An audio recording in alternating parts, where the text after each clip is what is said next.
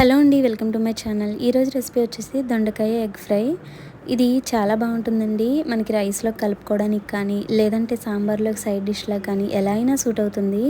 ఈ రెసిపీని మీరు కూడా ఖచ్చితంగా ఒకసారి ట్రై చేయండి.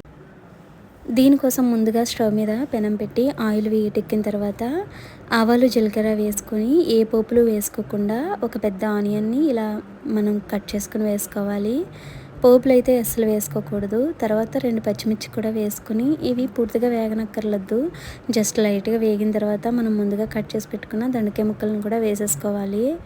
ఈ రెండు మనకి కలిపి వేగుతాయి, లేదంటే ఆనియన్స్ మాడిపోతాయి. ఇలా మనం దొండకాయ ముక్కలు కూడా వేసేసుకున్న తర్వాత వీటన్నిటిని మొత్తం బాగా ఫ్రై అవ్వనివ్వాలి. మూత పెట్టుకుంటూ మనం కలుపుకుంటూ ఉంటే దొండకాయ ముక్కలు త్వరగా మగ్గిపోతాయి, లేదంటే మనకి టైం పడుతుంది.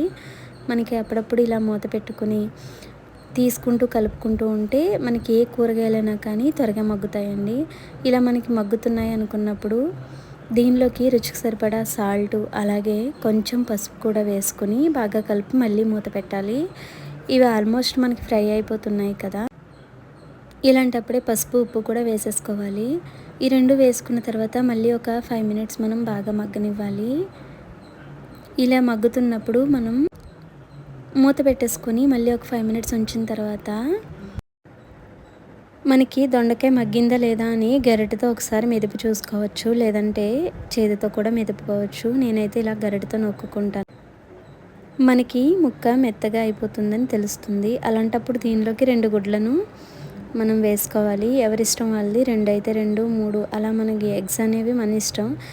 ఎగ్స్ వేసేసుకున్న తర్వాత బాగా కలిపేసుకోవాలి, వదలకూడదు. ప్రతి ముక్కకి కూడా ఎగ్ పట్టేలాగా గుడ్డు వేసిన వెంటనే బాగా కలిపేసుకోవాలి. దొండకాయ ముక్కలన్నిటికీ కూడా ఎగ్ అనేది చక్కగా పడుతుంది. ఇలా పట్టడం వల్ల మనకి టేస్ట్ చాలా బాగుంటుంది. మొత్తం ఇలా వేసేసుకున్న తర్వాత మళ్ళీ ఒకసారి మూత పెట్టేసుకుంటే ఎగ్ మొత్తం కూడా చక్కగా ఉడికిపోతుంది. అలాగే మనకి ప్రతి ముక్కకి బాగా పట్టి ఫ్రై అయిపోతుంది. ఇలా మనకి బాగా కలుపుకున్న తర్వాత దీనిలోకి రుచికి సరిపడినంత కారం కూడా వేసేసుకోవాలి. కారం కొంచెం స్పైసీగా వేసుకుంటే ఈ ఫ్రై చాలా బాగుంటుంది. కారం వేసుకున్న తర్వాత కూడా కారం కూడా కొంచెం పచ్చివాసన పోయే వరకు ఒక 5 మినిట్స్ అయితే దీన్ని మూత పెట్టేసుకుని వదిలేసుకుంటే మనకి కారం కూడా పచ్చివాసన అనేది మొత్తం పోతుంది.